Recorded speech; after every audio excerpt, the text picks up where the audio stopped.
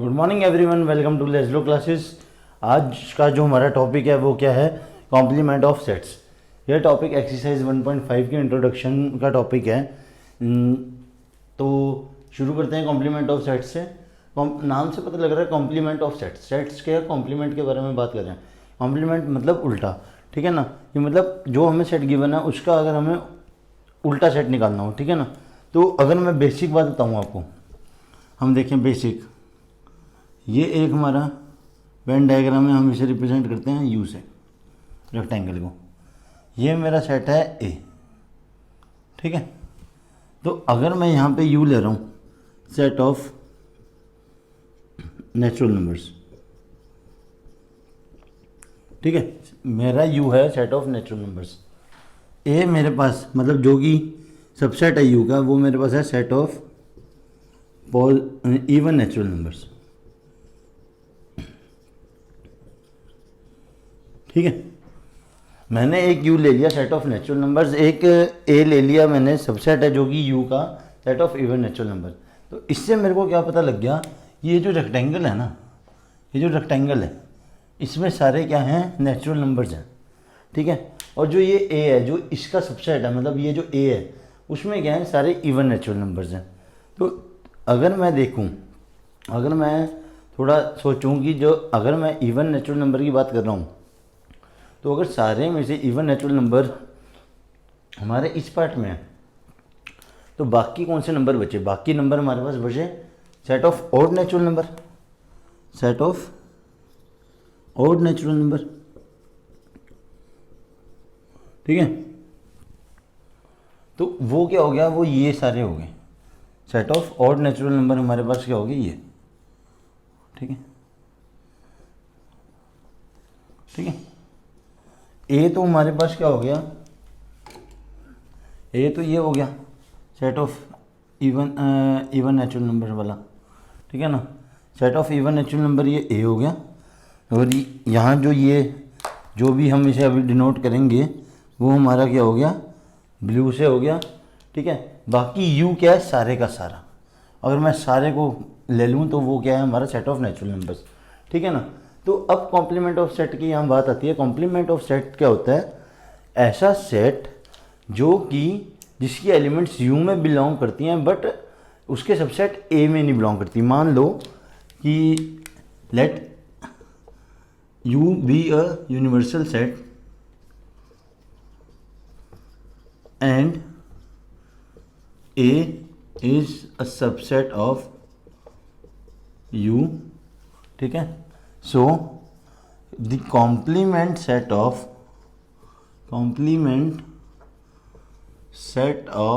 A is the elements belonging to you but not A। अगर mathematically लिखना चाहूँ तो x belong to U and x does not belong to a। इसको हम कहते हैं कॉम्प्लीमेंट ऑफ a,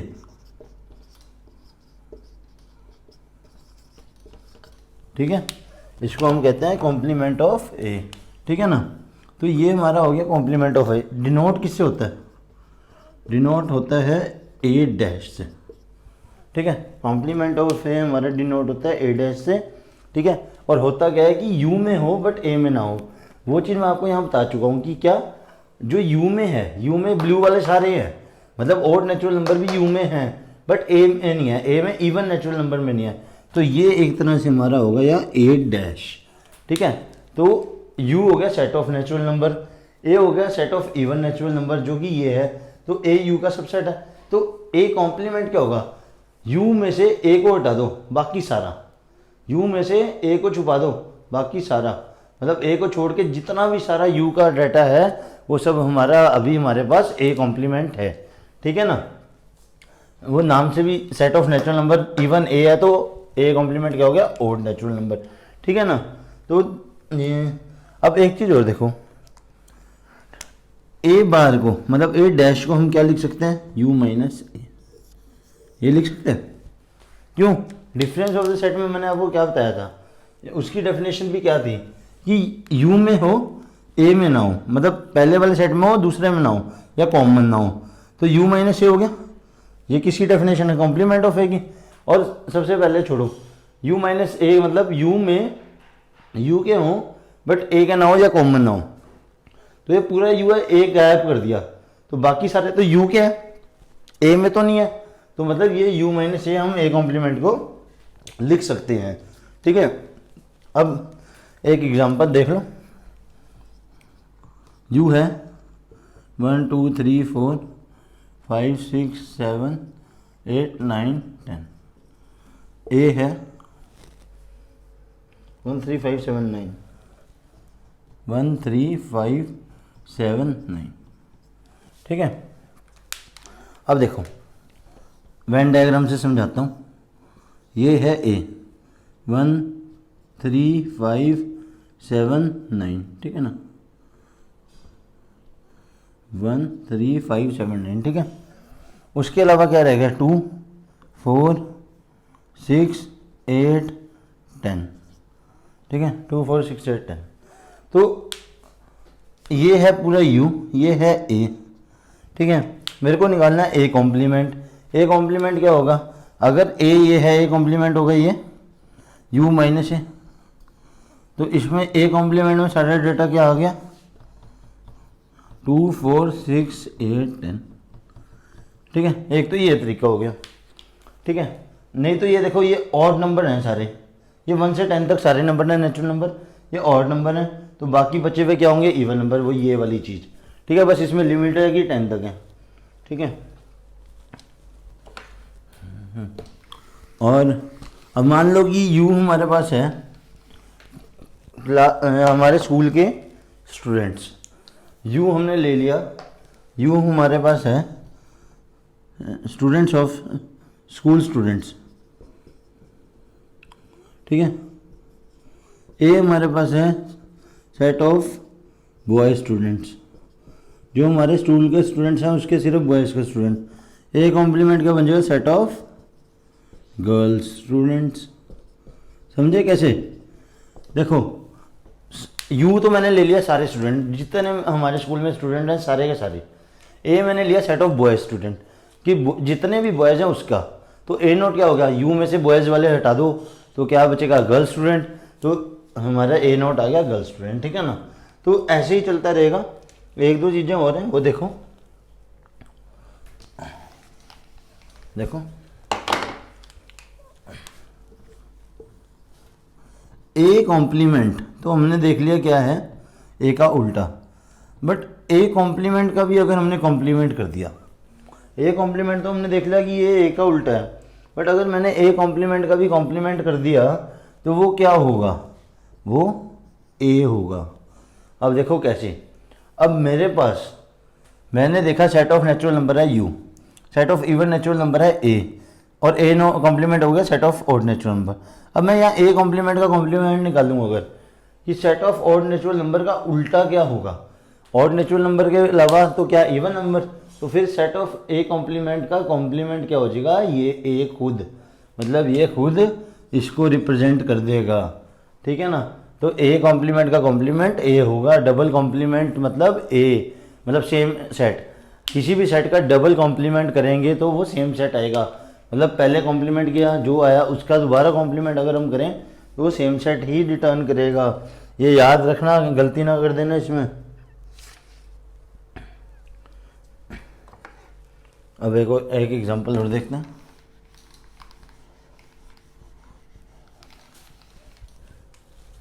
क्या कह रहा है?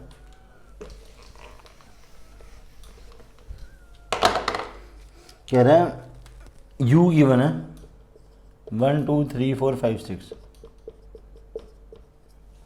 ठीक है। ए गिवन है 2 3, बी गिवन है 3 4 5, ठीक है, 3 4 5। तो हमें निकालना क्या है? A not, B not, A not intersection B not, ठीक है, और ए यूनियन बी। ठीक है, देखो क्या किया हुआ है, हमारे पास यूनिवर्सल सेट गिवन है 1 से लेकर 6 तक। कह रहे हैं ए गिवन है, बी गिवन है, हमें निकाल के दिखाओ A not, B not, A not intersection B not और ए यूनियन बी हमें निकाल के दिखाओ। ठीक है, मैंने ठीक है कोई बात नहीं। देखो ए नॉट क्या है, ए हमें गिवन है 2 3, यूनिवर्सल हमें गिवन है 1 2 3 4 5 6, तो इसका उल्टा 2 3 छोड़ के 1 यूनिवर्सल के सारे आ गया। बी नॉट निकाल लें 3 4 5, 3 4 5 छोड़ के सारे 1 2 6। समझ रहे हो ना कैसे, वो सिर्फ वो एलिमेंट छोड़ के यूनिवर्सल से सारे। अब A intersection A not intersection B not निकालना, मतलब इन दोनों का इंटरसेक्शन क्या कॉमन है। देखो 1 और 6, 1 है 2 नहीं, 4 नहीं, 5 नहीं, 6 आ गया। ठीक है, ए यूनियन बी निकाल लो। ए यूनियन बी क्या है 2 3 3 रिपीट हो रहा है, नहीं लिखेंगे। ठीक है, अब हमने ये दोनों एलिमेंट्स निकाल लिए। वो कह रहा है कि प्रूफ करो जो हमने ये ए यूनियन बी निकाला है ना, हमने ए यूनियन बी जो ये निकाला है इसका कॉम्प्लीमेंट किसके इक्वल होगा, A complement intersection B complement के। अब मुझे पता है A complement intersection B complement मेरा क्या है 1,6। ठीक है, निकाला था ना मैंने अभी थोड़ी देर पहले। ए यूनियन बी मुझे पता क्या है 2 3 4 5 के सेट का कॉम्प्लीमेंट। इसका कॉम्प्लीमेंट यूनिवर्सल से देखो 2 3 4 5 हटाओ तो क्या आएगा 1,6, किसके इक्वल हो गया 1,6, हैंस प्रूफ। सो हम क्या कह सकते हैं मोटे मोटे अक्षरों में, ए यूनियन बी का नोट इसके इक्वल है ए नोट इंटरसेक्शन बी नोट। ये हमने प्रूफ करके देखा है। ये चीज़ हमने इस एग्जांपल के थ्रू प्रूफ कर ली। वैसे ये हमें कहा जाता है, ये हमें एक तरह से लॉ है गिवन है, इसे कहा जाता है डी मॉर्गन्स लॉ। ये क्या कहता है, डी मॉर्गन जी कहते हैं कि यार अगर मैं ए यूनियन बी करूं, अगर मैं ए यूनियन बी करूं और उसका नॉट लूं तो वो क्या होगा, दोनों सेट के कॉम्प्लीमेंट का इंटरसेक्शन। ठीक है, अगर मैं दो सेट के यूनियन का नॉट ले रहा हूं तो वो क्या होगा, दो सेट के कॉम्प्लीमेंट का इंटरसेक्शन। अगर मैं दो सेट के इंटरसेक्शन का कॉम्प्लीमेंट ले रहा हूं तो वो क्या होगा, दो सेट के कॉम्प्लीमेंट का यूनियन। ये भी कहते हैं वो, सिर्फ वही नहीं कहते, ये चीज़ भी कहते हैं कि यूनियन करूं तो वो इंटरसेक्शन के कॉम्प्लीमेंट के इंटरसेक्शन हो, इंटरसेक्शन करूं तो वो कॉम्प्लीमेंट के यूनियन हो। ठीक है, ये दोनों पार्ट हैं। एक हमने प्रूव कर दिया, एक दूसरा भी अगर करना चाहो तो करके देख सकते हो, ये दूसरा भी प्रूव होगा। ये डी मॉर्गन्स लॉ है, बहुत इंपॉर्टेंट है, काफ़ी क्वेश्चन इसके बिहाफ पे भी होंगे। ठीक है ना, एक बार ये चीज़ मैं जो अभी आपको पढ़ाई है ये चीज़, ये मैं आपको वेन डायग्राम से भी प्रूफ करके दिखा देता हूँ ताकि क्लियर हो जाए, आगे जब क्वेश्चन आएँ तो आप वो खुद इजीली सॉल्व कर सको। तो वेन डायग्राम में देखो क्या कह रहा है, मैं ले रहा हूँ ए बी, ए ये रहा, बी ये रहा। वो मेरे को कह रहा है जान, चलो एक मिनट रुको, डी मॉर्गन जी प्रूफ करना ना, हाँ रुको।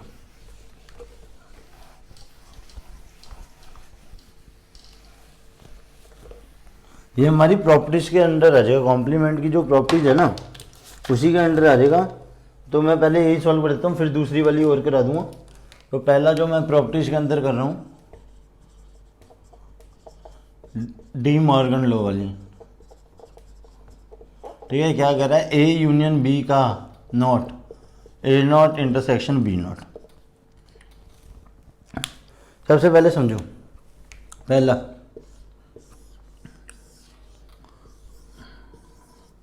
ठीक है ए बी। ठीक है, ए नोट क्या होगा मेरे लिए, यहाँ ए नोट मेरे लिए होगा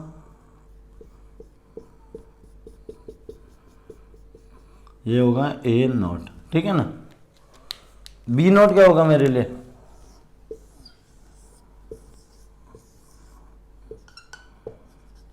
बी नोट क्या होगा,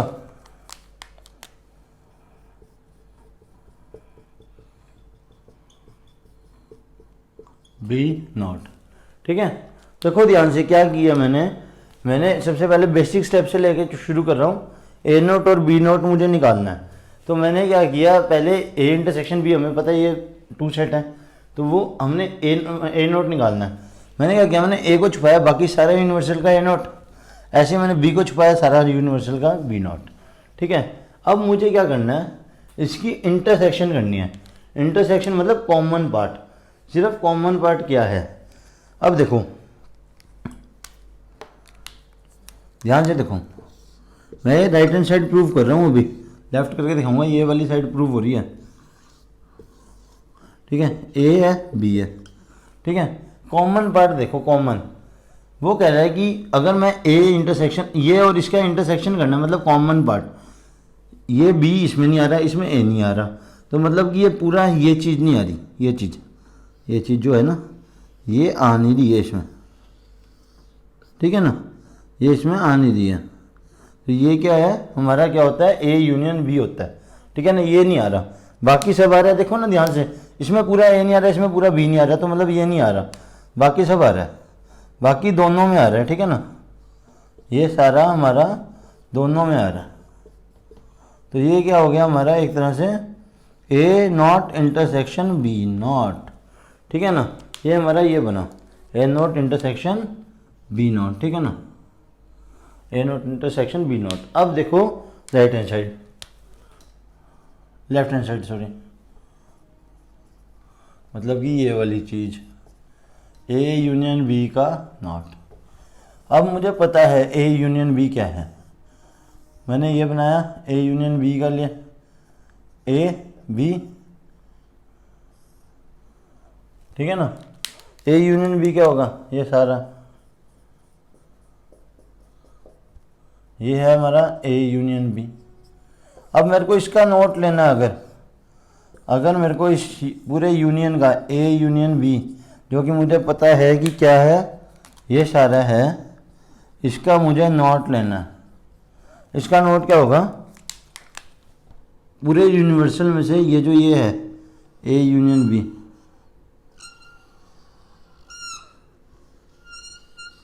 इसको ए यूनियन बी जो ये है इसको माइनस कर दो, तो क्या होगा, ये सारा।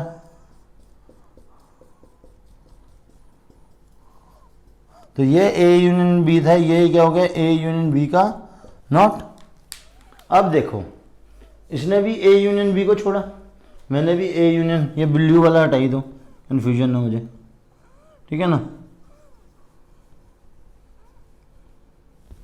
ठीक है, तो मैंने भी ए यूनियन बी को छोड़ा।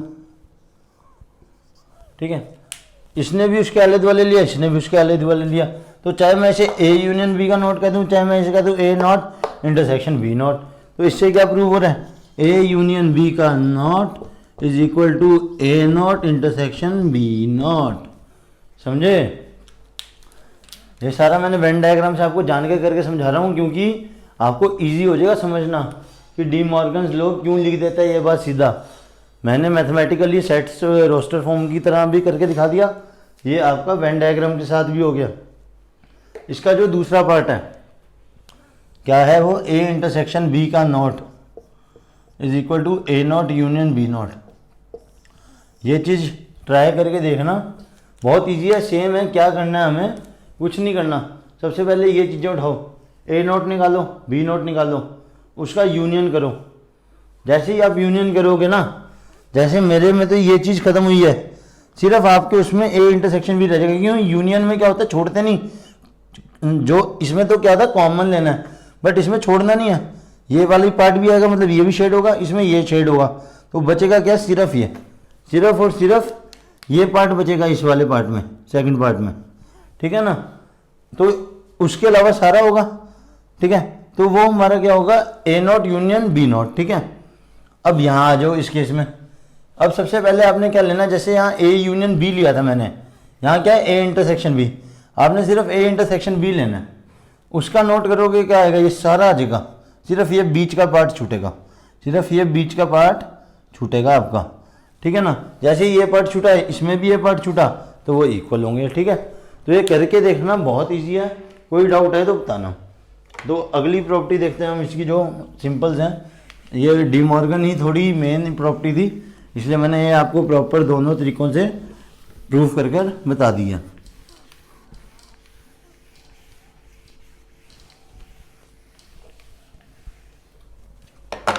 तो अब इसकी पहली प्रॉपर्टी जो थी कॉम्प्लीमेंट लॉ,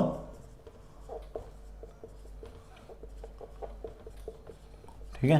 कॉम्प्लीमेंट लॉ क्या कह रहा है, कह रहा है ए यूनियन ए नॉट,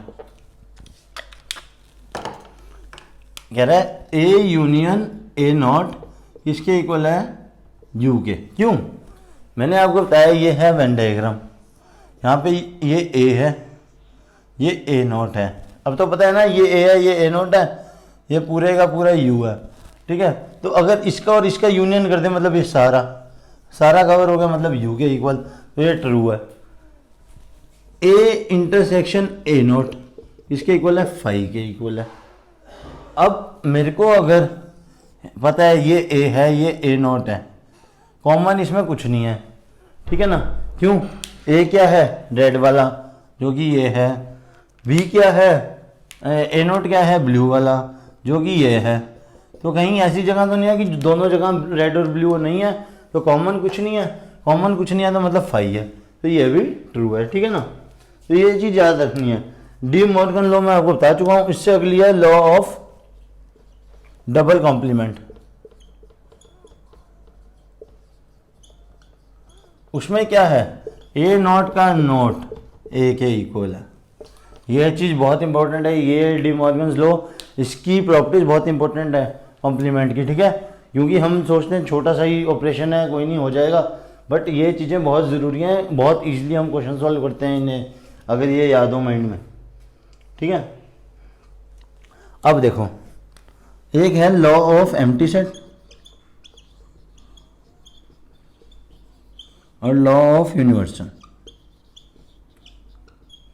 इस ऑपरेशन के अंदर एम्प्टी सेट है फाई, एम्प्टी सेट क्या है, फाई, फाई का नॉट, फाई का नॉट क्या है, खाली का, नल का नॉट, मतलब यूनिवर्सल।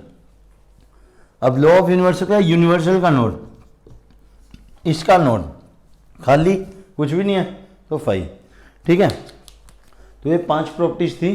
पहला कॉम्प्लीमेंट लॉ था, ठीक है। फिर law of double complement, law of empty set, law of universal, और 5वीं हमारी डी मॉर्गन्स लॉ, ठीक है। इसी के साथ ये कॉम्प्लीमेंट ऑफ लॉ वाला, कॉम्प्लीमेंट ऑफ सेट्स वाला टॉपिक हम खत्म हो रहा है, ठीक है। इससे अगली वीडियो में हम इसकी एक्सरसाइज करेंगे कल, ठीक है ना। तो thank you for watching this video, have a nice day.